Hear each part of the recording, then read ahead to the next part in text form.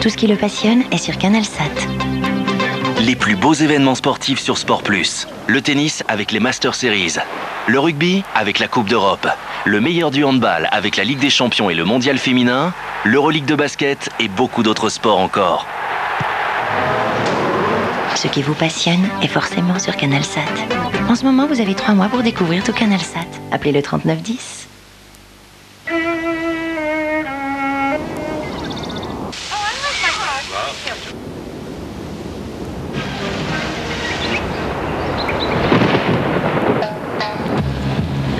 I'll play your favorite song, darling. We can rock it all night long, darling. Nouvelle Peugeot 307cc, un cabriolet. Parfois c'est mieux avec un toit.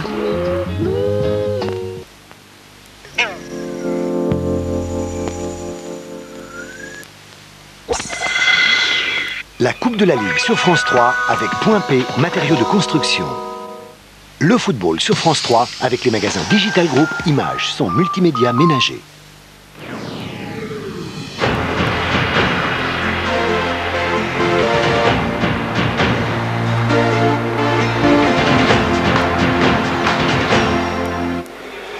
Et on se retrouve ici au stade Michel Dornano de Caen, où l'on va suivre dans quelques instants la deuxième mi-temps de ce match entre Caen et Strasbourg. Les 22 acteurs ne sont pas encore revenus sur le terrain. Alors ce que je vous propose tout de suite, c'est de suivre un petit résumé de ce qui s'est passé en première période. Et on a vu bien des actions essentiellement alsaciennes avec cette première balle et cette première action pour Guémandia. Guémandia face à Planté qui manque complètement son contrôle.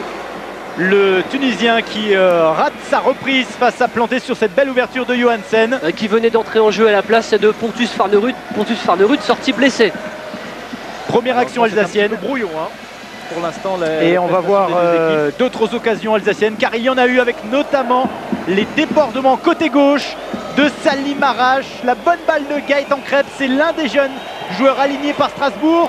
Le dégagement de Planté, la reprise de Carlier, et sur sa ligne, c'est Compan. C'est Jérémy Sorbon qui a sauvé sur sa ligne. Et ça, c'était le deuxième sauvetage, hein, temporellement, pour cette équipe cannaise. Sauvetage sur sa ligne, donc de Jérémy Sorbon.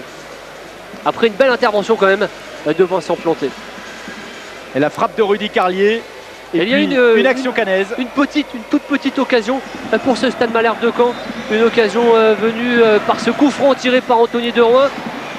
Et on voit là Stéphane Sanson qui prend sa chance. Et au deuxième poteau, Brahim Thiam qui demandera après à ses coéquipiers de lui parler. Brahim Thiam qui ne savait pas qu'il était seul et qui s'est un petit peu précipité pour reprendre ce ballon. Et le sauvetage de Cédric Kanté. Voilà la seule occasion, hein, pour le Stade Malherbe de Caen lors de ces 45 premières minutes. Une première mi-temps dominée par les Strasbourgeois, mais de façon stérile, puisque pour l'instant les Alsaciens n'ont pas inscrit de but et les Cannais non plus. Et on va retrouver tout de suite Marie-Pierre Gressan sur le bord du terrain. Je pense que Marie-Pierre, vous êtes en compagnie de Jackie Duguay-Pérou, l'entraîneur de Strasbourg.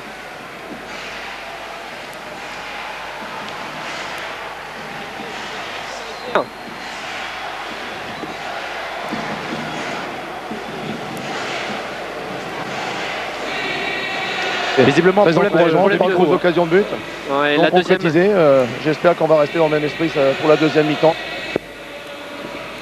On a un problème de son avec Jackie Duguay-Pérou sur le bord de la touche. Voilà, on a rapidement entendu quand même quelques mots de l'entraîneur strasbourgeois. Garder le même état d'esprit lors de cette première période. Et c'est vrai que les Alsaciens se sont créés le plus d'occasions. Simplement, eh bien, il faut, comme à chaque fois, et en championnat surtout, arriver à les mettre au fond, parce qu'en Coupe d'Europe, c'est pas vraiment le problème. Strasbourg, en 3 matchs de Coupe d'Europe, a réussi la bagatelle d'inscrire 9 buts sans en encaisser un seul, avec notamment une victoire au Football Club de Bâle, hein, qui avait fait des misères il y a 2 ans en Ligue des Champions, qui avait obligé le Werder de Brême en match qualificatif pour la Ligue des Champions il y a quelques semaines au match nul. C'est parti, David, pour cette deuxième période. L'efficacité. C'est parti pour cette deuxième période de ce 16e de finale, la revanche de la finale du 30 avril dernier entre Caen donc et Strasbourg. Une rencontre que vous suivez en direct sur France 3 Normandie et France 3 Alsace. Et Vincent Planté qui va aller s'interposer là-bas. Et il repart sur la gauche avec Nicolas Seub. Alors quelles ont été les consignes des deux entraîneurs à la mi-temps? Je pense que du côté canet, on a demandé un petit peu de poser un peu plus ce ballon, parce que les longs ballons à destination de Compon et Sanson par-dessus la défense strasbourgeoise ne servent pas à grand chose. Ils ont tous été récupérés pour l'instant par cette défense strasbourgeoise. Et puis du côté de Strasbourg, je pense que Jacques Duguay-Peyraud a dû demander à ses joueurs de croire un petit peu plus en leurs possibilités, puisqu'on a vu ils se sont créés des occasions dangereuses quand même, ces Strasbourgeois. Et on voit un très très bon match des jeunes joueurs de cette équipe alsacienne. 18, 19, 20 ans pour les Habib Belaïd, Rudy Carlier, Gaëtan Krebs et Ricardo Fati qui jouent leur chance ce soir à fond, et ils ont raison. La jeunesse décomplexée de Strasbourg. Avec Guillaume Lacour qui porte ce soir donc le brassard de capitaine sur sa droite pour Habib Belaïd, international français des moins de 19 ans. On repasse par un autre international malien, Cédric Kanté, puis Guillaume Lacour. Lacour avec Ricardo Fati dans l'entrejeu. Ricardo Fati pour Salim Arrache. C'est bien joué ça avec Ricardo Fati. Maintenant sur la gauche, il y a Guémandia. Guémandia qui appelle la balle, et finalement le centre de Ricardo Fati à destination de Rudy Carlier. Et ce sera quand même un corner pour l'équipe de Strasbourg. Strasbourg qui avait mis 40 minutes à avoir son premier corner lors de cette première période. Et bien là, 1 minute et 40 secondes de jeu dans cette deuxième mi-temps. Et premier corner pour les Alsaciens. Corner qui va être tiré par Gaëtan Krebs. Krebs Carlier, le même âge quasiment, et surtout le même look. Les cheveux longs et le même petit gabarit. Très difficile de là où on est d'arriver à différencier les deux joueurs. Allez, il y a du monde dans la surface de réparation. On voit beaucoup Habib Belaïd et Ricardo Fati bouger. Fati est son mètre 92. Et au premier poteau, Grégory Leca qui a pris ce ballon de la tête. C'est Guémandia, bonne course d'Ekel Guémandia, mais malheureusement la balle sort en touche. Malheureusement pour les Alsaciens. Et ballon récupéré pour faire cette touche par Angebar. Angebar avec Sanson. Sanson qui va récupérer le ballon. Ce ballon mise en touche par Kanté. Angebar qui demande à Sanson de venir chercher le ballon. Sanson qui protège parfaitement sa balle, qui va chercher là-bas dans le dos de la défense. Johan Gouffran, la différence est faite. Et Lilian Compon solo au point de pénalty qui prend sa chance, et ça passe à côté des buts de Nicolas Puydebois. C'est la première grosse occasion pour ce Stade Malherbe de Caen. Ça peut aller vite aussi avec ces Canets. Il suffit d'un ballon. Et il n'a pas dû en rater beaucoup des comme ça quand même, Lilian Compon. Lilian Compon qui est un des meilleurs buteurs en activité du championnat de Ligue 2. Et Compon quand même qui traîne la jambe, on le voit se tenir.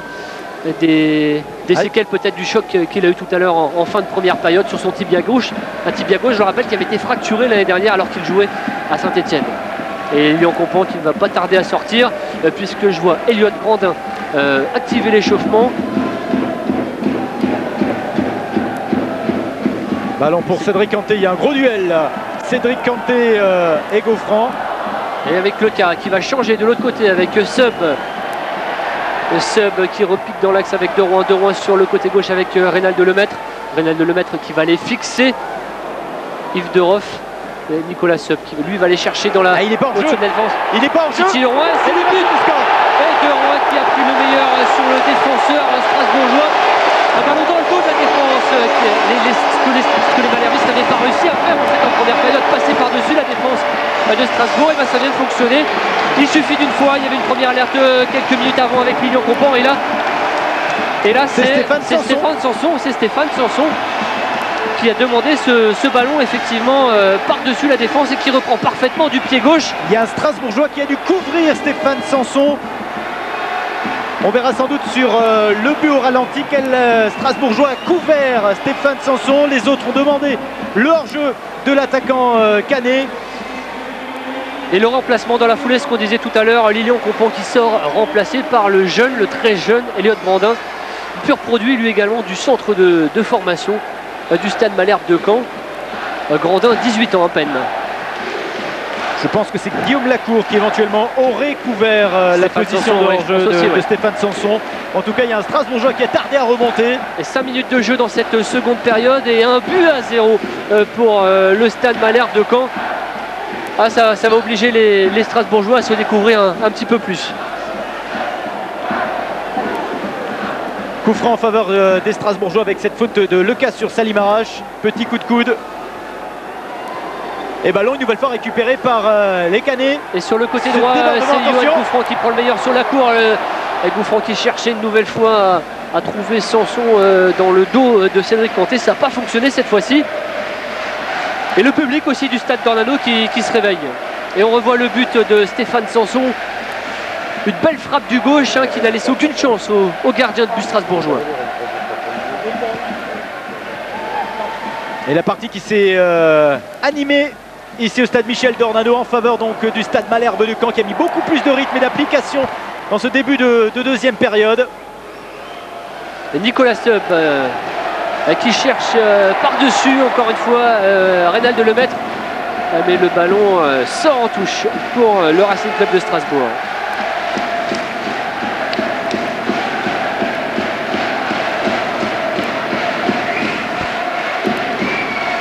Un ballon récupéré par le stade Malherbe de Caen. Anthony de Rouen avec Gouffran. Gouffran qui parvient à conserver le ballon. Il repasse derrière avec Brahim Thiam.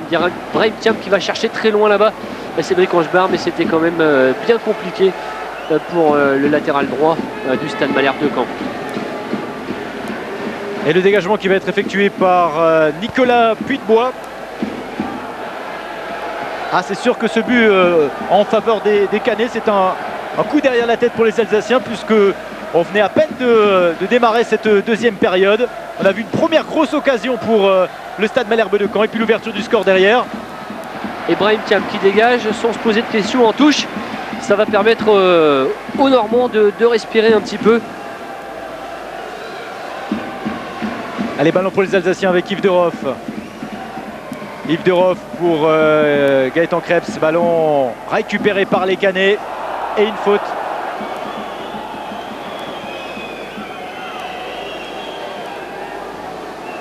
Finalement, c'est une touche que signale Patrick Lermite, l'arbitre de la rencontre. Et 10 445 spectateurs présents très exactement ce soir au stade Michel d'Ornano pour suivre ce 16e de finale, je le rappelle, entre le stade Malherbe de Caen et le Racing Club de Strasbourg. Un match que vous suivez en simultané sur France 3 Normandie et France 3 Alsace. Avec Gaëtan Krebs avec Ricardo Fati, Guillaume Lacour pour Salim Arash, peut-être un nouveau débordement de l'Algérien. Salim Arash avec Rudy Carlier. Et Anthony Carlier qui récupère ce ballon qui va chercher dans la profondeur. Stéphane Sanson, heureusement pour Strasbourg, ce ballon d'Anthony de Rouen n'est pas parvenu à destination de Sanson, parce que Sanson lui avait fait la différence dans la course. Et Sanson encore lui, un bon retour de Fati, de Ricardo Fati. Les Alsaciens qui ont du mal en ce début de deuxième période. Ils sont pris à la gorge les Alsaciens. C'est le rythme que n'avait pas réussi à mettre le stade Malherbe de Caen lors des 45 premières minutes. Avait laissé la maîtrise du ballon aux Alsaciens. Strasbourg n'avait pas réussi à convertir l'une de ses 3 occasions de but. C'est ce qu'a réussi à faire le stade Malherbe de Caen. Deuxième occasion et premier but. 2 occasions en 3-4 minutes, parce que la première vraie occasion, en fait, c'était cette frappe de Lilian Compan juste avant qu'il ne sorte. Une frappe passée à gauche du cadre de Nicolas Puydebois. Et là, c'est un coup franc pour les Normands. Un coup franc qui va se charger de tirer le jeune Jérémy Sorbon.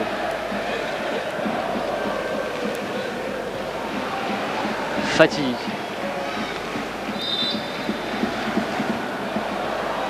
Et Sanson qui s'est un petit peu aidé du bras dans ce duel avec Pascal Johansen. Ballon pour les Alsaciens avec Guillaume Lacour. Lacour, Salim Arash. Le débordement, il pousse un peu trop sa balle. C'est sorti hors des limites du terrain. Et touche effectuée par Angebar. Et je vous rappelle que vous pouvez toujours gagner 2 chèques cadeaux de 500 € et 10 jeux vidéo en répondant à cette question. Quelle équipe a remporté la dernière Coupe de la Ligue? Est-ce Strasbourg, est-ce Metz ou est-ce Lens? Pour répondre, c'est simple, vous composez le 32-43. La question, pas trop difficile, David? Ça devrait aller, je pense, pour tous les spectateurs alsaciens et normands de cette rencontre.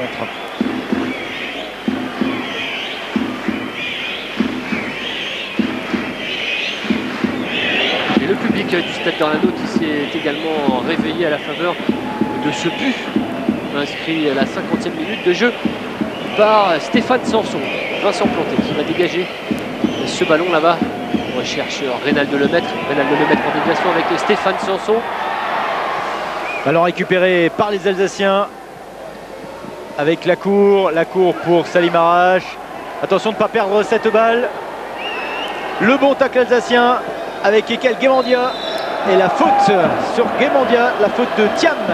Un tacle un petit peu dur par derrière sur l'international tunisien. Et on se dépêche évidemment du côté de Strasbourg d'effectuer tous ces coups de pied arrêtés, de chercher les balles hors des limites du terrain.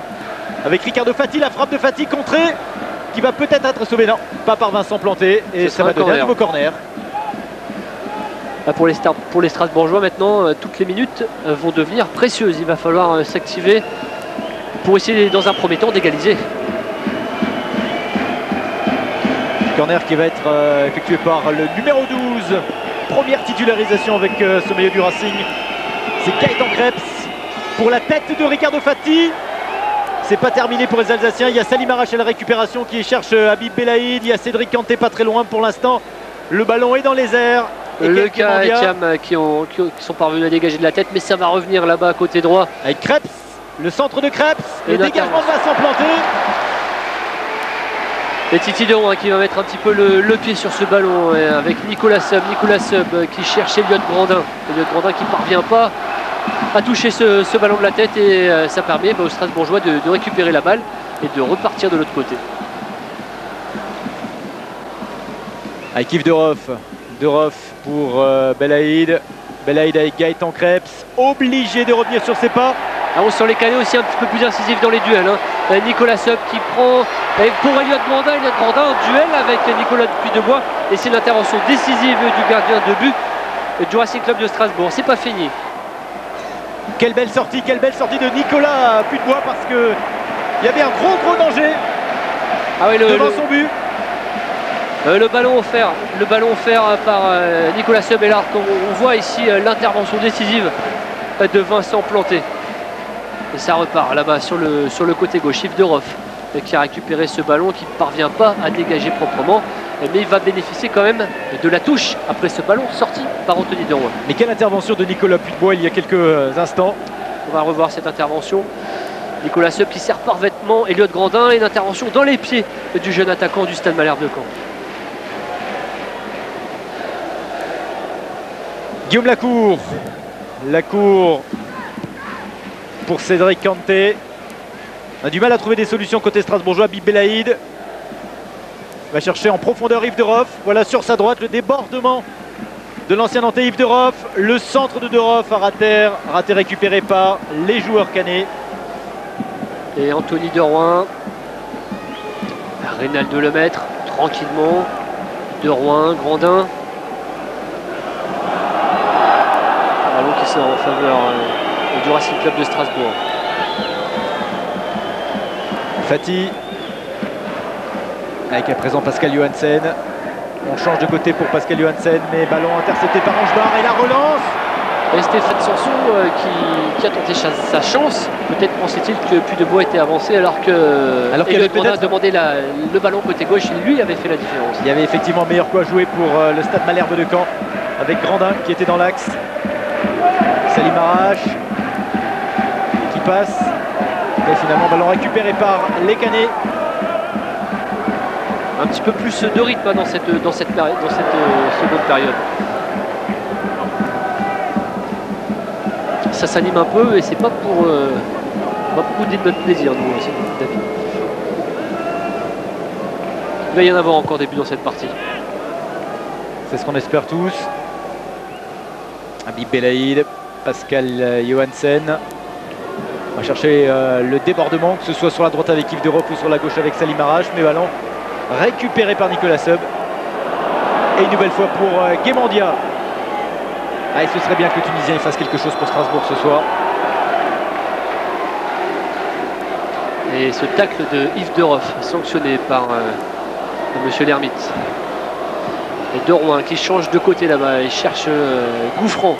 Et Gouffran qui va fixer la cour. Il préfère revenir derrière avec Cédric Angebar. Cédric Angebar par-dessus avec Sanson. Sanson de la poitrine. Bonne déviation pour Gouffran. Gouffran qui est un petit peu seul, qui va aller au duel. Il n'y a pas de solution, Yoann Gouffran, si ce n'est celle de Cédric Angebar dans son dos. Et il parvient tout de même à récupérer cette touche.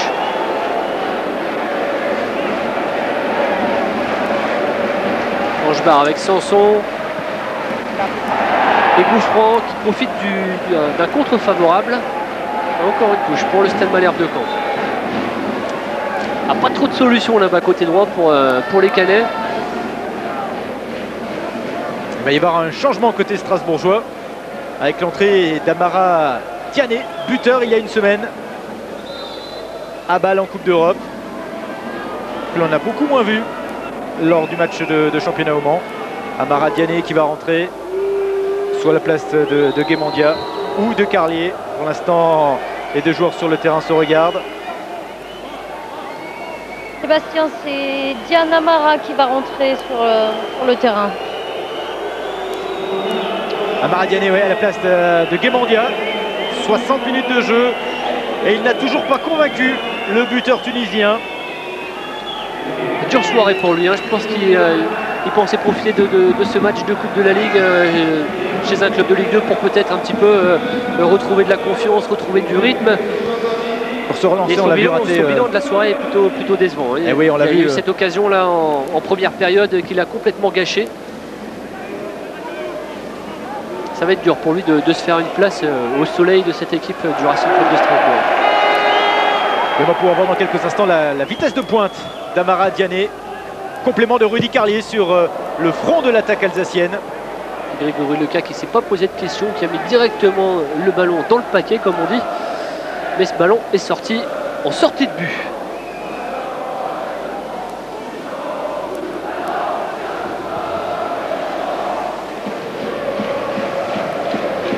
Cédric Kanté, Guillaume Lacour, Salim Arache. Arache peut-être pour le premier ballon pour Diané. Non, préfère y aller au centre et malheureusement Salim Arache perd cette balle. Mais c'est Guillaume Lacour qui bénéficie du contre pour la récupérer une première fois, une deuxième fois. Ballon perdu par les Alsaciens. Lucas Thiam et De Rouen permettent au Stade Malherbe de Caen de repartir un petit peu à mésentente là entre Grandin et De Rouen qui était parti un peu vite, qui demandait le ballon dans la course. Rudy Carlier avec le deuxième poteau. Amara Diané qui a appelé cette balle et malheureusement Rudy Carlier qui a manqué son centre à destination d'Amara Diané. Il s'était engouffré dans la défense centrale. Et Yoann Gouffran avec un bon contrôle orienté de la poitrine qui a permis de décaler ensuite Stéphane Sanson pour un centre devant le but sans problème cette fois pour Puy-de-Bois. Et les Strasbourgeois, eux, repartent de l'autre côté droit, celui de Yves Deroff et Pascal Johansen. Avec Gaëtan Krebs, qui malheureusement perd cette balle, n'a pas vu le retour dans son dos d'un défenseur canet. Long ballon Thiam qui peut lancer. Long ballon de Thiam à destination d'Eliott Grandin. Eliott Grandin qui va aller fixer Kanté. Grandin qui laisse le ballon à Stéphane Sanson. Et c'est Kanté qui revient pour mettre ce ballon tout simplement en touche. Mais l'arbitre a signalé une faute de Cédric Kanté dans le duel avec Eliott Grandin. On va voir cette action avec Habib Belaïd qui met un petit peu le pied. L'arbitre laisse logiquement l'avantage pour Sanson. Et puis il y a eu l'intervention propre cette fois-ci de Cédric Kanté. Mais le coup franc dangereux pour le Stade Malherbe de Caen. Coup franc que va se charger de tirer normalement Anthony De Rouen. Mais il y a du monde autour du ballon. Eliott Grandin, Reynald Lemaître et son pied gauche, Cédric Angebar. Alors le pied droit d'Anthony De Rouen ou le pied gauche de Reynald Lemaître. C'est vraisemblablement Anthony De Rouen qui va frapper. Nicolas Puy-de-Bois qui place son mur, qui est un petit peu penche pour le mettre.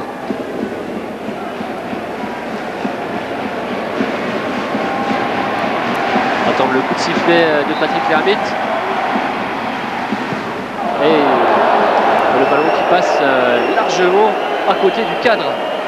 Le début gardé ce soir par Nicolas Puy-de-Bois.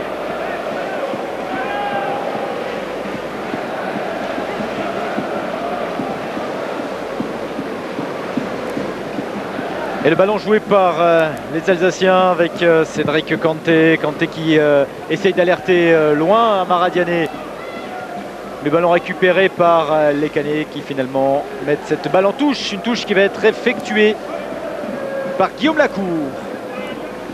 Lacour pour Amara Diané. Et c'est Contrôle raté de l'ancien Rémois. Sanson qui est venu récupérer très bas ce ballon. Grandin qui s'arrache pour prendre le meilleur sur Fati. Il serre là-bas Anthony De Roy. Et c'est De Roff qui s'interpose devant De Roy. C'est Patrick Lermite qui avait vu la faute de Johan Gouffran sur De Roff.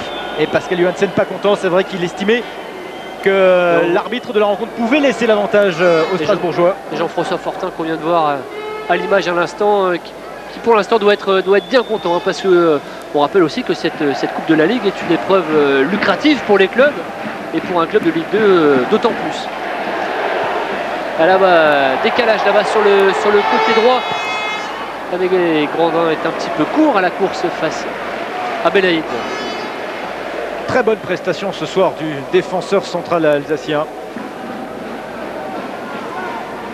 Il marque des points, Habib Belaïd, sachant que Karim Agui est blessé, que Jean-Christophe Deveau eh bien, a pris un coup au genou lors du match au Mans dimanche. Il marque des points comme Ricardo Fati ce soir. Et Anthony De Roy qui va les percuter là-bas et il a essayé de relayer avec Reynald Lemaître. Et les Canets qui s'en sortent bien avec un coup franc parce que le ballon dans le jeu avait été perdu.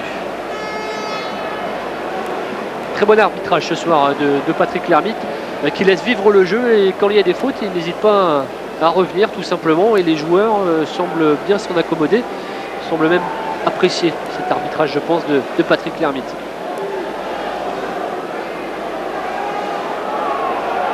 On comprend très facilement hein, ce que vient de dire Patrick Lermite à Habib Belaïd. La prochaine fois, prochaine contestation. Contestation. Oui, exactement. Vous allez voir le match depuis les tribunes. Oh là là, mésentente là-bas dans la combinaison entre Grandin, De Roy et Leca et le ballon du coup profite. Le ballon est récupéré par le Racing Club de Strasbourg. Et le ballon envoyé un petit peu n'importe comment devant. De Vincent Planté. Et Vincent Planté fait la même chose. Retour à l'envoyeur. Deuxième chance pour cette équipe de Strasbourg. Et Jackie Duguay-Perrault pas content du tout. Et oui, parce que son équipe avait plutôt bien tenu le match lors de cette première période. Sébastien, Nicolas Florentin va rentrer sur le terrain pour l'équipe de Caen. Encore un gaucher, Nicolas Florentin. À la place de Johan Gouffran. À la place de Johan Gouffran. Et c'est Reynald Lemaître qui devrait venir jouer sur le côté droit. Et Nicolas Florentin prendre lui la place de Reynald Lemaître à gauche. Lemaître sur son côté droit qui est son côté de prédilection. Hein. Lemaître c'est plutôt à gauche qui se sent bien. Et là, le dernier ballon probablement de Johan Gouffran. C'était l'une des possibilités en tout cas de déplacer Lemaître et de le mettre justement de l'autre côté. C'est un joueur qui est assez polyvalent. Hein. Oui, c'est un joueur qui, mais aussi du fait de la concurrence cette année, doit de temps en temps aller jouer sur ce fameux côté droit. Et Franck Dumas qui va peut-être attendre que le corner soit tiré avant de faire entrer en jeu Nicolas Florentin. Ah non, le changement sera effectué avant le corner. Et la sortie annoncée donc de Johan Gouffran. Un bon match, une bonne deuxième mi-temps surtout de Johan Gouffran. En première mi-temps, il n'a pas été mis dans les meilleures dispositions, notamment pour ses longs ballons aériens.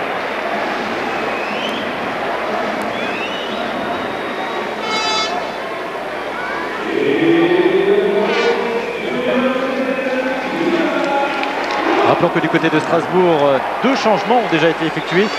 En tout début de match, la sortie sur blessure à la cheville de Pontus Farnerud, remplacé par Pascal Johansen. Et puis la sortie tout à l'heure de Ekel Guémandia, remplacé par Amara Diané.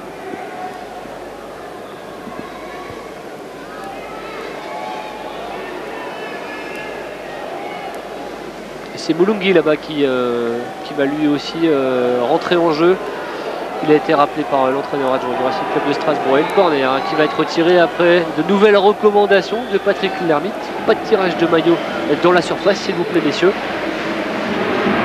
Et Titi de Rouen au corner. Attention, de la tête là-bas. Oh, Stéphane Sanson qui prend sa chance. Et parade de Nicolas Puy de Bois sur cette frappe de Sanson est là, c'est Cédric Angebar qui était tout près d'inscrire le deuxième but pour le Stade Malherbe de Caen. Cédric Angebar et qui était absolument seul au 6 mètres. On va revoir l'action. Ce premier arrêt, la frappe de Sanson, superbe réflexe depuis le bois. Et puis le ballon là qui va revenir dans les pieds de Cédric Angebar. Angebar qui manque d'un rien le cadre. Angebar qui manque d'un rien. Cette balle du 2-0 qui aurait probablement sonné le glas des espoirs strasbourgeois. Oui, ça aurait été sans doute la balle de KO pour Strasbourg. Il reste... Gaëtan Krebs sort pour Strasbourg. Et c'est donc, merci Marie-Pierre Krebs qui va sortir, remplacé par Moulungi. Ça ne saurait tarder ce remplacement, cette entrée en jeu d'Éric Moulungi. Et Jackie Duquet-Pérou qui aura donc effectué ces 3 changements. Ouais, je pense qu'il doit tout de même attendre quelques instants, l'entraîneur alsacien, parce que c'est Rudy Carlier qui est en train de se faire soigner. Et le premier carton jaune de la partie pour Brahim Thiam pour cette faute là sur Carlier.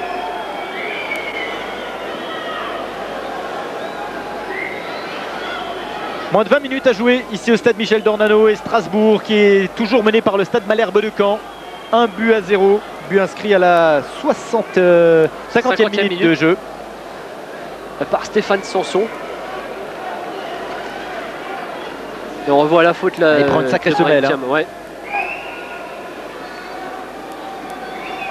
Et Jackie Duguay-Perrault qui demande à son banc de ne pas contester les décisions de Patrick Lermite.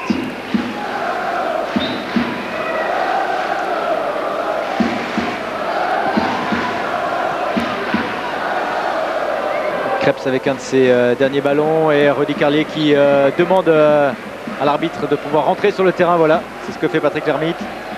Touche pour les Canets. Et très bon retour de Gaëtan Krebs.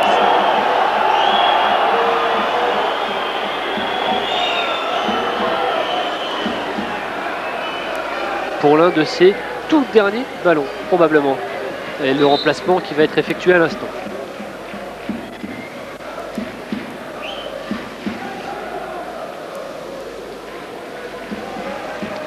L'entrée en jeu d'Éric Moulungi, l'un des joueurs sur lequel le Racing Club de Strasbourg fondait beaucoup d'espoir et qui déçoit depuis le début de saison. Jackie Duguay-Pérou pensait qu'il était capable, Éric Moulungi, de venir titiller les attaquants titulaires de ce Racing Club de Strasbourg, mais il est très discret, très rarement dans le groupe alsacien à la veille d'affronter une équipe. Éric Moulungi, pareil, qui est l'un de ces joueurs qui doit profiter du dernier gros quart d'heure qu'il reste à jouer pour essayer de marquer des points, essayer d'égaliser tout d'abord pour ce Racing Club de Strasbourg. Et un bon match en tout cas du jeune sortant Gaëtan Krebs. Strasbourg qui regrettera sans doute de ne pas avoir converti l'une des 3 occasions franches qu'il a eues en première période. Et c'est Anthony Derouin qui va tirer ce coup franc. Il va aller chercher de la tête probablement Stéphane Sanson. Il ne prend pas de risque évidemment du côté de Caen. Non. Thiam est resté en couverture, tout comme Sorbon. Ouh là là, la défense strasbourgeoise qui était un petit peu passée au travers et qui a surpris Nicolas Puytebois. Et Puytebois qui a fait un arrêt un petit peu réflexe pour détourner ce ballon qui prenait l'air de rien le chemin de son but. Et les Canets là, qui vont probablement commencer à gérer alors qu'on va entrer dans le dernier quart d'heure de cette rencontre. Il y a toujours un but à 0, but marqué, je le rappelle, à la 50e minute de jeu par le néo-canet Stéphane Sanson. Allez, Moulungi en relais à présent avec Pascal Johansen, qui a perdu cette balle récupérée par Nicolas Sub qui essaie de jouer avec Florentin là-bas. Florentin côté gauche et donc Reynald Lemaître qui a pris la place de Yohan Gouffran sur le côté droit. Et on revoit l'action et la parade de Nicolas Puytebois sur ce ballon laissé par sa défense. C'est une très bonne partie pour son premier match avec le Racing en tant que titulaire, Nicolas Puytebois. L'ancien gardien numéro 2 de l'Olympique lyonnais derrière l'intouchable Grégory Coupé. Et David, notre question. On revoit d'abord cette action. et qui a mis en difficulté. C'est Guillaume Nicolas Lacour, Puyebois. c'est Guillaume Lacour sur le tacle qui lève très légèrement cette balle. Sous les yeux de Kanté.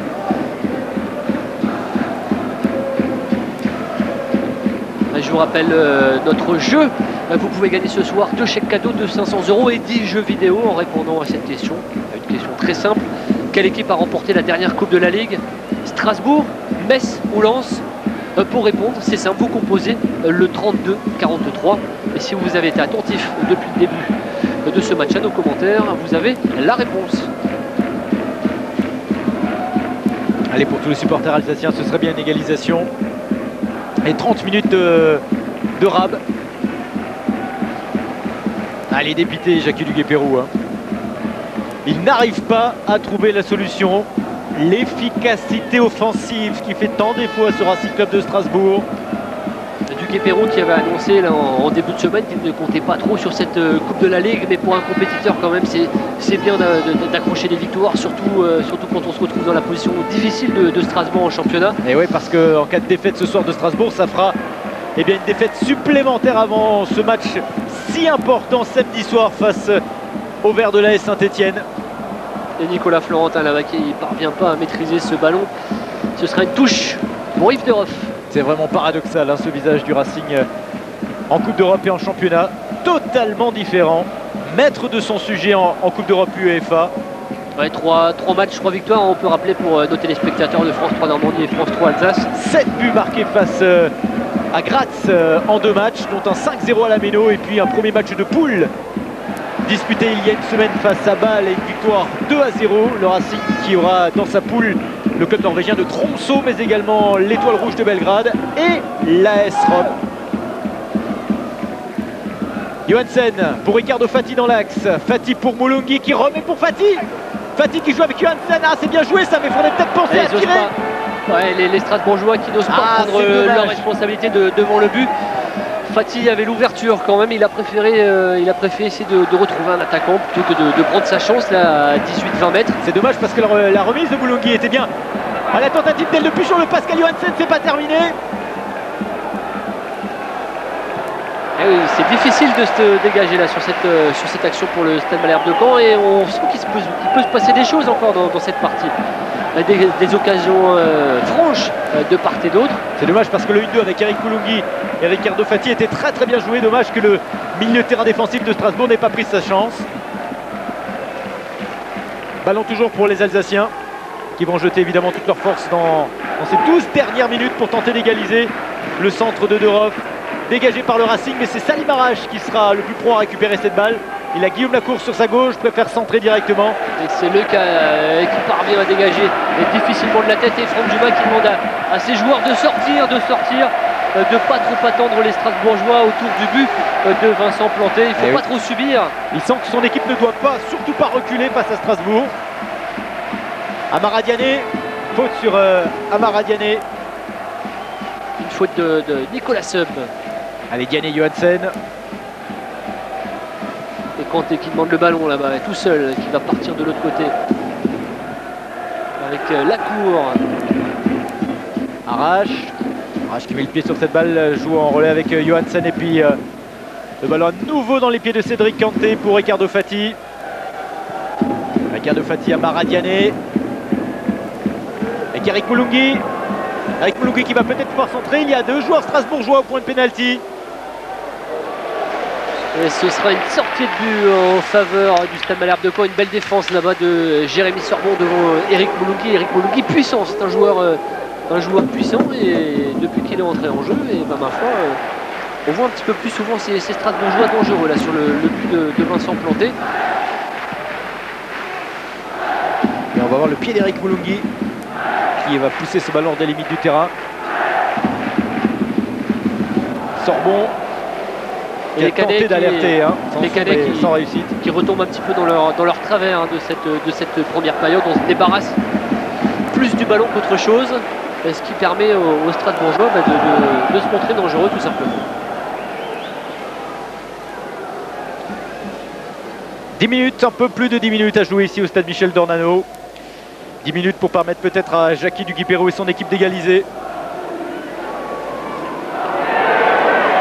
Habib Belaïd qui a vu son dégagement de la tête contré par Sanson. Par Stéphane Sanson qui revient derrière avec Nicolas Florentin. Sanson vient pas maîtriser ce ballon, ça permet à Diané de repartir là-bas dans l'axe du terrain.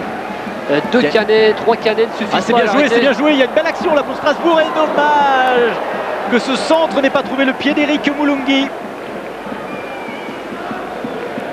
Belle percée d'Amara Diané, quand je vous le disais tout à l'heure, la vitesse de pointe de Diané. On l'a bien vu sur cette action. L'ancien attaquant du Stade de Reims, arrivé à Strasbourg l'été dernier. Ballon pour Pascal Johansen. Johansen avec Ricardo Fati, va peut-être tirer la Fati cette fois-ci, oui. Et Seb qui repart là-bas avec Nicolas Florentin. Il va y avoir des occasions de contre-attaque aussi pour les Canets parce que les Strasbourgeois se livrent. Florentin qui fixe et qui ne parvient pas à donner dans de bonnes conditions ce ballon à Elliott Grondins. Les Canets qui repartent côté droit avec Reynald Lemaître. Lemaître, le cas Sub. Sub qui lève la tête mais qui va jouer plus simplement avec Nicolas Florentin.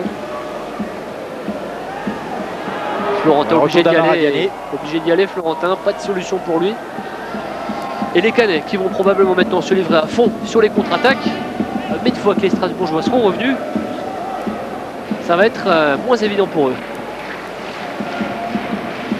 Ah oui, là c'est tout le bloc équipe, hein. On va jouer côté Canet tous ensemble, on va défendre tous ensemble.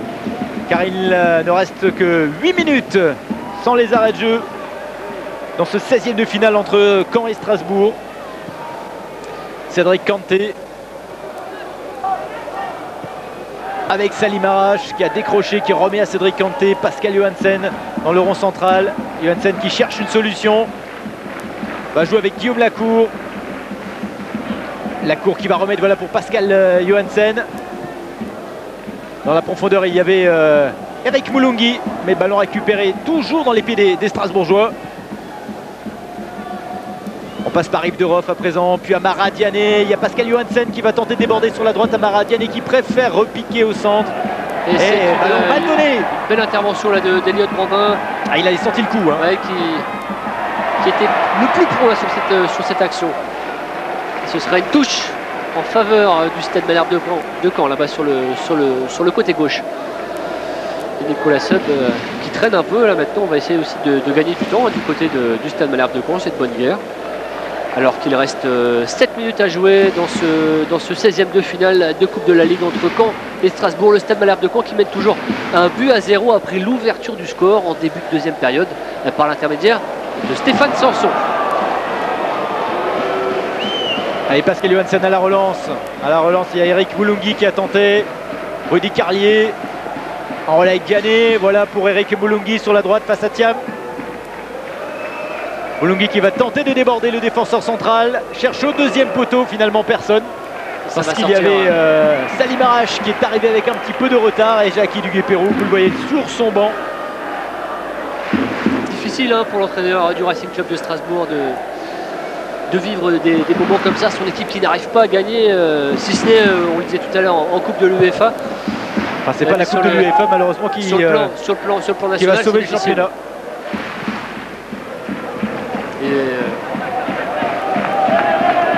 Parce qu'il a tenté ce soir un nouveau coup en faisant jouer les jeunes. Et Strasbourg qui a quand même un statut à défendre dans cette Coupe de la Ligue, sans donner la réponse à la question qu'on posait tout à l'heure. Allez, Pascal Johansen avec Eric Moulungi. Mésentente malheureusement avec Amara Diané. Il y a le tacle à nouveau de Pascal Johansen. Yves de Roff, une première fois, une deuxième fois, et faute sur Yves de Roff. Et c'est Jérémy Sorbon qui est appelé par Patrick Lermite pour cette faute là sur Yves de Roff. Donc ça se ticote un petit peu là-bas entre les Strasbourgeois et Jérémy Sorbon, et Anthony Deron est venu un petit peu faire la police. Deuxième carton jaune de cette partie pour Jérémy Sorbon. Et les deux défenseurs centraux du Stade Malherbe de Caen se retrouvent donc avertis, puisque le premier carton avait été donné à Brahim Thiam. J'ai l'impression qu'il va y avoir dans quelques instants un nouveau changement pour le Stade Malherbe de Caen. Moustapha Traoré, un très jeune lui du Stade Malherbe de Caen qui a joué un seul match cette année. Moustapha Traoré, un défenseur qui va faire son entrée en jeu. Il est amateur, lui, il n'a même pas de contrat professionnel ou stagiaire, c'est un contrat amateur qu'il a. Il va peut-être participer à la fête ici au stade Michel Dornano, à savoir la qualification pour les huitièmes de finale. De son équipe, le stade Malherbe de Caen, qui est à moins de 5 minutes d'un huitième de finale qui se jouera le 20 ou le 21 décembre. Sachez que le tirage au sort aura lieu le 4 novembre à 12h30. 33 pour le 7. Allez, Salim Arache pour l'un des derniers ballons alsaciens. Salim Arache qui tente de déborder. Et c'est Anthony Derouin qui va sortir pour Malherbe. On va renforcer un petit peu le secteur défensif. Anthony Derouin qui est un milieu récupérateur mais surtout relayeur, meneur de jeu, va donc céder sa place à Moustapha Traoré. Traoré qui avait, je vous le disais, joué une seule rencontre cette année avec le stade Malherbe de Caen. C'était le 7 octobre dernier pour une victoire justement des Canets, c'était à Dijon. Et la Maradiané qui a tenté d'alerter Rudy Carlet sur la droite, ballon récupéré par les Canets. Et il y a un gros coup à jouer. À 5 contre 4. Et Nicolas Florentin qui part là-bas sur le côté gauche, défié Yves Deroff et qui prend sa chance. Et ça passe de très peu à gauche du cadre de Nicolas Puydevois. Ouais, réclamer un corner, je ne suis pas persuadé que le gardien de but alsacien ait touché cette balle. Non. Elle est effectivement trop croisée. Allez, dégageons plus de bois pour Eric Moulungui, mais c'est Thiam qui est le premier sur cette balle. Et Thiam qui se pose pas de questions. Long ballon là-bas. On se retrouve quasiment au point de corner du côté du Racing Club de Strasbourg. Il va falloir remonter tout le terrain et moins de 3 minutes à jouer dans le temps réglementaire de ce 16e de finale. Moins de 3 minutes pour le Racing Club de Strasbourg pour égaliser, tout simplement. Sinon ce sera l'élimination et c'est Caen, pensionnaire de Ligue 2, qui continuera son aventure en Coupe de la Ligue. Et ce sera l'une des surprises de ce 16e de finale. Ce sera une surprise. Allez, Diané, Amara Diané. Et c'est bien fait ça, maintenant il faut donner cette balle. Mais c'est bien défendu par Nicolas Sub. Et le changement annoncé va avoir lieu maintenant.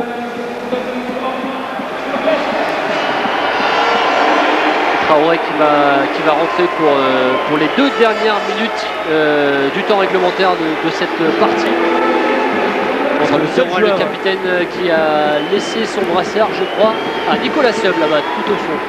Ce sera d'ailleurs le seul joueur dont le nom n'est pas floqué sur son maillot.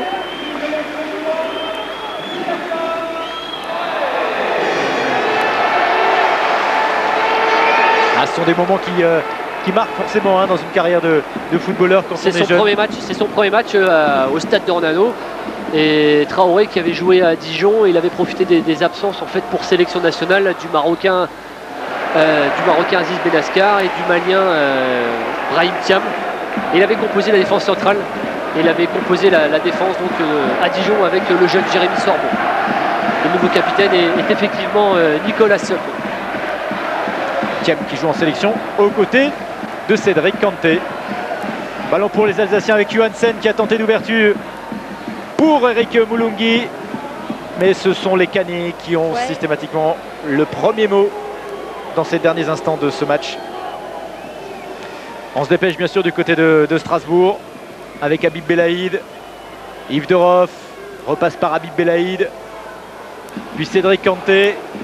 On voit Nicolas Puydevois qui a complètement déserté sa surface de réparation. La déviation de la tête peut-être du 1m92 de Ricardo Fati et coup franc pour cette faute de Thiam sur Ricardo Fati. Ah, il se tient la tête, l'international français des moins de 19. Il se tient la tête parce qu'il prend un coup de coude au passage. Un beau duel de Thiam, regardez. Voilà. C'est ce qui permet de faire la différence sur cette balle. Et c'est un coup franc dans l'axe. Une des dernières chances probablement pour cette équipe de Strasbourg d'égaliser. Il y a 25 bons mètres là quand même. On va entrer dans les arrêts de jeu de cette partie. 3 minutes d'arrêt de jeu. Et il reste donc 3 minutes pour le Racing Club de Strasbourg pour espérer refaire son retard. Rappelons que Michael Pagis est dans les tribunes. Il a été préservé pour le match face à Saint-Etienne, comme Ulrich Le Pen, comme Jean-Christophe Deveau, comme Osni. Coup franc qui va être joué par Pascal Johansen. Et sur la gauche, Guillaume Lacour qui évidemment est tout de suite marqué. Il va chercher la déviation peut-être de la tête ou une frappe directe. On voit Riccardo Fati venir se mettre dans le mur cané pour gêner la vision de Vincent Planté. Il va se pousser au dernier moment. C'est l'une des combinaisons travaillées. Johansen. Et c'est au-dessus. C'est au-dessus. Ah là, ça va devenir compliqué hein, pour cette équipe alsacienne.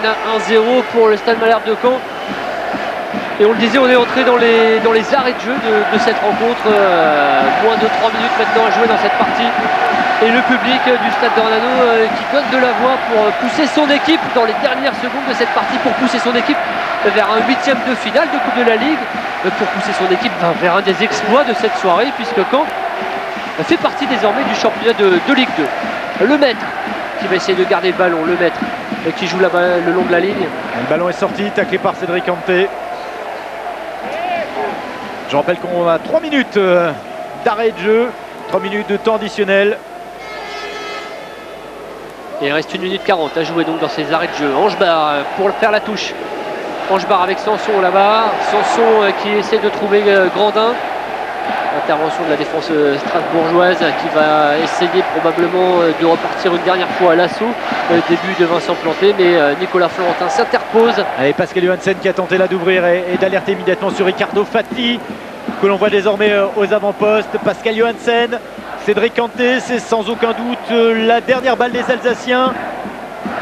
On a cherché Riccardo Fati, mais également Eric Moulungi, mais le ballon est récupéré par les Canets, dégagé et à nouveau dans les pieds des Alsaciens avec Yves Deroff, la longue balle, la déviation de la tête d'Eric Moulungi. Malheureusement, il ne trouve personne pour les Alsaciens et c'est Sanson, le héros, le buteur de cette soirée, qui peut alerter sur sa droite.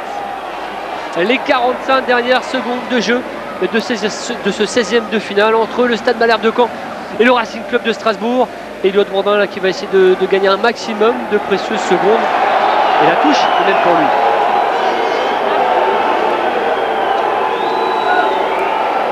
Ouais, c'est Guillaume Lacour qui visiblement n'est pas d'accord avec la décision de l'assistant. C'est le premier avertissement de la partie pour cette équipe de Strasbourg, le 3e après ceux de Jérémy Sorbon et de Brahim Thiam. Alors c'est Guillaume Lacour qui a pris le carton jaune, oui c'est ça. Guillaume Lacour pour contestation. Allez, dernière touche et puis sans doute Patrick Larmite qui va siffler la fin du match et la nouvelle défaite de Strasbourg. Le tenant du titre qui abandonne son trophée dès son entrée en lice là, dans cette édition 2005-2006 de la Coupe de la Ligue. Et le renvoi va être effectué par Nicolas Pugbois. Et c'est donc le finaliste de l'année dernière qui va poursuivre l'aventure. On parlait de revanche en début de retransmission. Revanche pour les Canets. Et voilà, c'est terminé. Victoire du Stade Malherbe de Caen, 1-0 face à cette équipe de Ligue 1 du Racing Club de Strasbourg. Voilà la joie de Stéphane Sanson, le buteur, but inscrit, je vous le rappelle, à la 50e minute de jeu. Stéphane Sanson qui va aller saluer le public, et Marie-Pierre Gresson qui est avec Franck Dumas, un entraîneur heureux je suppose. Alors Franck, une belle victoire, elle est là la revanche? Ouais, si on peut appeler ça une revanche, mais c'est pas spécialement une revanche, c'est une belle victoire, c'est une bonne équipe aussi de Strasbourg, et puis c'est surtout une continuité depuis 9 matchs, donc c'est bien pour eux. Et la L1 alors, ça vous redonne le goût un peu? Vous pensez que vous pouvez déjà avoir de l'ambition? On est encore loin de la L1, on est encore très loin de la L1, mais c'est vrai qu'il y a beaucoup de lieux, il y a plus d'allant dans tout ce qu'on fait. Et puis bon, le public répond présent ce soir, donc ça nous fait du bien aussi. Merci beaucoup Franck. Ah oui, ça va faire du bien effectivement à ce Stade Malherbe de Caen qui enchaîne ce soir un 11e match sans défaite, toute compétition confondue. Une des surprises probablement de cette soirée de Coupe de la Ligue, de cette soirée des 16e de finale de Coupe de la Ligue. Et on voit là Jérémy Sorbon, le jeune Jérémy Sorbon saluer le public du Stade d'Ornano. Marie-Pierre Gresson qui est sur le terrain, peut-être avec le jeune Guillaume Lacour. Capitaine d'un soir. Un mot Guillaume, alors un peu déçu? Bah beaucoup même, parce qu'on fait un match quand même dans l'ensemble qui est correct. Ils ont une ou deux occasions, ils en mettent une au fond. On en a plusieurs en première mi-temps qu'on n'a pas réussi à mettre au fond. Voilà, c'est un peu ce qui nous arrive cette saison. Ben, on le revoit ce soir. Saint-Etienne, la prochaine étape. Ouais, on sait que c'était le plus important, c'était samedi, mais on avait à cœur de bien faire quand même ce soir. Je pense qu'on s'est bien battu, mais il nous manque encore un petit peu de réussite, surtout en première mi-temps.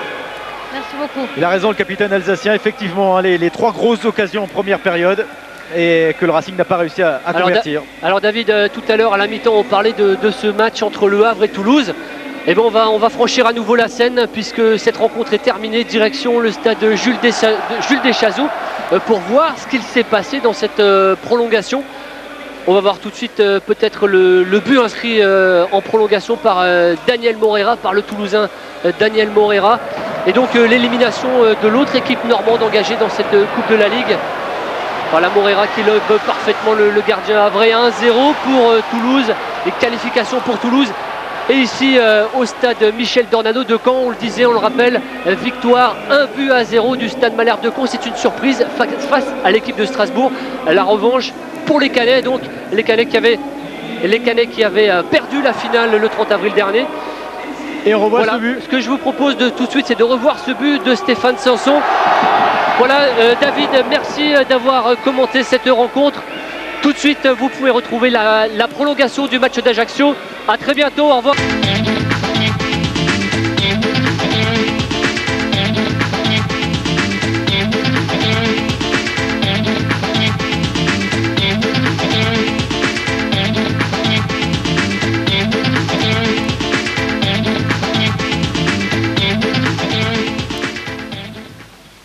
Et j'espère que vous passez une belle soirée football avec nous sur France 3, avec beaucoup de buts. Vous verrez donc tous les résumés des matchs dans quelques instants, parce qu'il reste une prolongation dans ces 16e de finale. Et oui, c'est Ajaccio-Grenoble. Grenoble, équipe de Ligue 2, c'est une surprise, tient en échec les Corses sur leur terrain. Alors tout de suite la prolongation, éventuellement les tirs au but. Et on se retrouve juste après pour les résumés des matchs. A tout de suite. Absolument, donc on se retrouve ici en direct du stade François Coty pour suivre les prolongations entre Ajaccio, équipe de L1, et Grenoble, équipe de L2. Les deux équipes se sont quittées sur ce score de 2 buts partout dans le temps réglementaire. Tout est à refaire entre ces deux formations et la partie est loin d'être jouée d'un côté comme de l'autre, Laurent Vincenzini. Oui, et le facteur physique va être un élément déterminant à partir de maintenant. Et on va voir tout de suite quelle est l'équipe la plus fringante dès les premiers ballons. Avec des Grenoblois de nouveau à l'attaque, ils vont jouer leur batou certainement dans ces prolongations. Ajaccio qui a effectué tous ces changements. Roland Courbis donc a descendu toutes ses cartes. Attention avec à Jean-Jacques Mandrig au second poteau. Voilà là, superbe transversale de Kabadiawara, un pied gauche, hein, Xavier. Jean-Jacques Mandrig qui rôdait dans le dos de Vivian. Jean-Jacques Mandrig, on l'a vu à la fin du temps réglementaire, là, haranguer ses coéquipiers. Il a 21 ans, il a beaucoup d'envie, Jean-Jacques Mandrig. Je ne serais pas étonnant qu'il soit saignant dans ses prolongations. On a apprécié son appel de balle. Kabadiawara l'a vu et ça a failli faire mouche une nouvelle fois. Et des Ajacciens qui se montrent pressants en ce début de prolongation avec de nouveau Kabadiawara qui est contré ici par le capitaine Camille Soko. Et ça repart pour Grenoble dans le bon sens de la marche. Vers les buts de Stéphane Trévisan justement. Caillasse. Et des Grenoblois qui accélèrent. Attention, Ndiaye qui profite d'un contre. Ndiaye sur le côté gauche aux prises avec Jabi. L'excellent soi. Et le centre arrive au deuxième poteau. Super passement de jambe d'Ndiaye. Ouais, un peu long. Un peu long. Mais les Grenoblois sont toujours là. Et Coutouan qui a fait la différence dans le temps additionnel. Il a fait un petit crochet sur Xavier Collin et là il a mis en retrait pour Camille Soko. Il a remis les siens dans le bon sens de la marche. 2 buts partout dans le temps additionnel. Véritablement cette équipe grenobloise, elle est très fringante et elle nous surprend, hein, Xavier. D'autant plus sur un terrain pas facile. Ajaccio, là on sent les deux équipes habitées vraiment de beaucoup d'envie. Hein. Voilà donc, il s'agit de ce match, ces 16e de finale en prolongation. Nous sommes bien au-delà de la région Corse et de la région Rhône-Alpes, mon cher Laurent, puisque nous rayonnons sur tout le réseau national à cet instant de la partie pour suivre en direct et en intégralité ces prolongations entre Ajaccio et Grenoble. 2 buts partout, vous l'avez dit tout à l'heure. Tout reste à faire pour les deux formations. Et Grenoble, bien sûr, jette toutes ses forces dans la bataille pour essayer de bousculer la hiérarchie. Il y a eu un choc entre Ndiaye et Romain Rocky. Et Ndiaye reste au sol. Visiblement, il se plaint d'un genou. Ah ouais. Peut-être un coup genou contre genou, ça fait très mal ça. Hein. Voilà les soigneurs à son chevet. La partie est de nouveau stoppée. On revoit l'action qui a occasionné donc cette blessure. Ndiaye aux prises avec 3 adversaires. Ah ouais. Ouais. C'est dans un choc avec Romain Roque et ah ouais, l'ex-Bastiais. Donc 2 buts partout entre ces deux formations. On vous rappelle que Grenoble a égalisé vraiment dans les toutes dernières secondes du temps additionnel. Camille Soko d'une superbe frappe au 20 mètres a ouvert son pied droit du plat du pied pour loger ce ballon dans la lucarne droite de Stéphane Trévisan qui a essayé d'aller chercher ce ballon, mais c'était fort, c'était puissant. Et auparavant, Ndiaye avait ouvert le score à la 27e, Lucas avait égalisé à la 52e, mais Martial Robin d'un superbe coup franc, pied gauche enveloppé, avait mis Ajaccio devant à la 76e minute. Et puis Camille Soko, vous l'avez dit, à la 92e minute.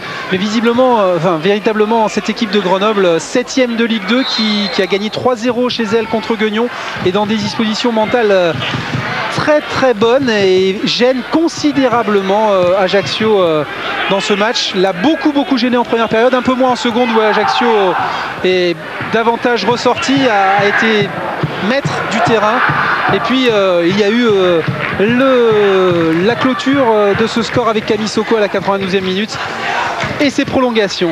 Et Xavier Collin, qui est le seul sur le terrain à avoir remporté la Coupe de la Ligue, c'était en 2000 avec Guignon justement. Eh ouais, il a de l'expérience le garçon. Bastien là-bas sur le côté droit qui progresse. Il va s'enfermer près du poteau de corner sous la pression d'Enganka. Et puis Jabi, l'excellent soir. Romain Rowe qui on s'approche des buts de Kevin Gros. Chafny il aime bien ses ballons, et là il y avait 3 joueurs sur lui. Il a eu du mal à évoluer. Il s'est fait chipper le ballon au moment où il a voulu le contrôler. Zodic, le serbo-monténégrin, il a de l'expérience. Chafny, le voilà dans l'axe. Caillasse récupère dans le rond central. On progresse côté grenoblois. Et ça revient dans les pieds du Brésilien Mateus. Ballon intercepté par Romain Rowe, qui est l'ex-parisien. Kabadiawara aux prises avec le buteur, l'un des buteurs de la soirée, le capitaine Camille Soko. Ballon intercepté par Chafny qui attaque et qui défend. Il se bat comme un beau diable lui aussi, c'est vrai, sur une pelouse pas facile, à la limite du praticable. Et Ajaccio cet instant de la partie. Ajaccio qui a un petit peu changé son dispositif tactique, a débuté avec 2 attaquants axiaux avec Diawara et Lucas. Et désormais le seul Jean-Jacques Mandry qui joue dans l'axe, Martial Robin côté gauche et côté droit Christophe Bastien. Même si Diawara vient là. Se met un petit peu le trouble. Ouais. Romain Roque. Ça varie beaucoup, hein. Ça varie beaucoup, et avec à la baguette Roland Courbis, c'est normal. Par Chafny qui cherche la profondeur pour Jean-Jacques Mandry. Ce garçon évoluait il y a 15 jours à peine en CFA.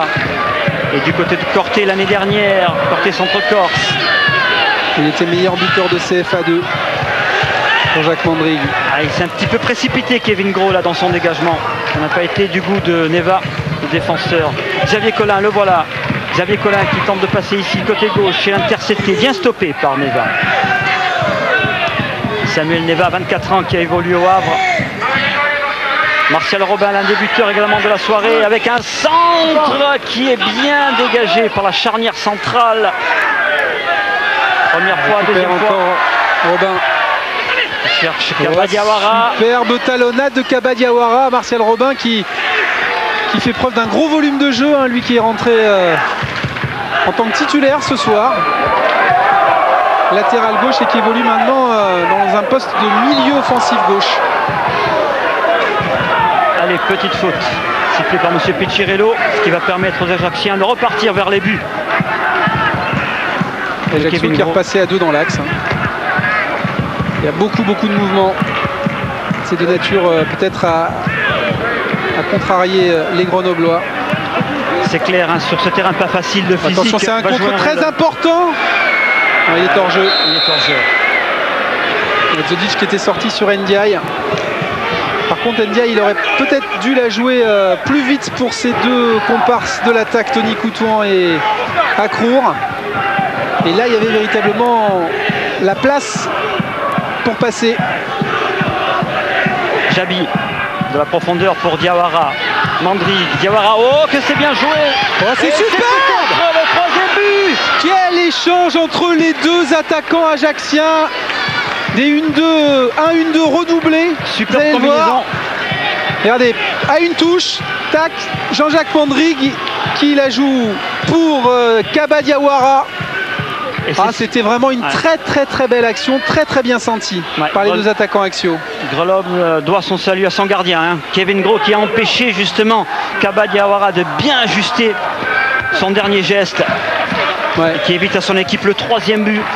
Et pour deux joueurs qui n'ont jamais évolué ensemble, il y a beaucoup de complicité entre Jean-Jacques Mandry et Kaba Diawara. Une touche de balle, belle combinaison. Ça a failli payer, mais pour l'instant le score est toujours de 2 buts partout. Et Grenoble réalise une bonne opération pour l'instant, François Coty. Grenoble qui continue de surprendre. Une équipe à l'image de son entraîneur, intelligente, vaillante, mais aussi talentueuse. Regardez Kaba Diawara, il est tout près de glisser son extérieur. C'est une action qui méritait sans doute un meilleur sort. Tant elle était belle. Bien joué.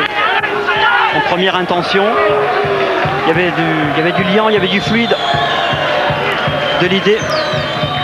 Allez, si vous voulez gagner des chèques cadeaux et des jeux vidéo, répondez à cette question. Quelle équipe a remporté la dernière Coupe de la Ligue? S'agit-il de Strasbourg-Metz ou Lens? Si vous connaissez la réponse, précipitez-vous tout de suite sur votre téléphone et composez le 32-43. Qui est l'équipe qui a remporté la dernière Coupe de la Ligue? Strasbourg, Metz, Lens. Il y a eu une action très chaude sur le but ajaccien. C'est soldé par une faute d'Ndiaye. Il y avait véritablement le feu dans la maison rouge et blanche. Un petit peu moins de 5 minutes à jouer dans ces premières prolongations. Déjà 100 minutes de jeu. On le dit, on le répète, Laurent, le physique va jouer un rôle prépondérant. D'autant plus que la pelouse est à la limite du praticable. Ça rend un peu plus pénible de production. Mais pour l'instant, le physique des deux équipes tient. Il y a encore du rythme dans cette rencontre. Et à l'image de Romain Rocky, mais il est vrai que lui, il est rentré en cours de jeu, qui va jouer extérieur à une touche sur Jean-Jacques Mandry qui a voulu redoubler avec lui.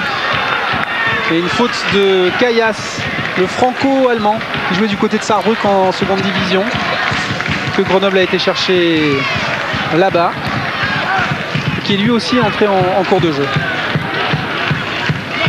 Allez, Ajaccio a inscrit ses buts sur coup de pied arrêté. Romain Rocky qui va... Ça va être un coup franc rentrant, frappé pied droit, peut-être au second poteau. Bien stoppé par Kevin Gros. Romain Rocky qui a tenté d'alerter, frapper disons au but, mais tout en alertant ses deux attaquants axiaux. Attention, super Xavier Collin, le joueur emblématique d'Ajaccio, qui glisse sa tête avec beaucoup d'à-propos. Kaba Diawara.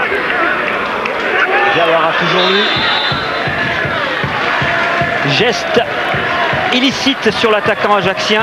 De Kassemi, Noureddine Kassemi. International marocain et l'international guinéen Kaba Diawara qui pèse beaucoup plus depuis 3 rencontres à la pointe de l'attaque ajaccienne. Il est en passe de retrouver son meilleur niveau, Kaba Diawara. Nouveau coup de pied arrêté, 2 buts inscrits, vous l'avez dit Xavier, sur coup de pied arrêté par Ajaccio. Romain Rocky encore lui, ou peut-être Martial Robin, oui Martial Robin pied gauche. Le deuxième poteau, c'était pour Antonio Carlos, le défenseur brésilien qui est venu prêter main forte à ses attaquants. Xavier Collin avec une deuxième chance et c'est de nouveau dégagé de la tête par la charnière centrale.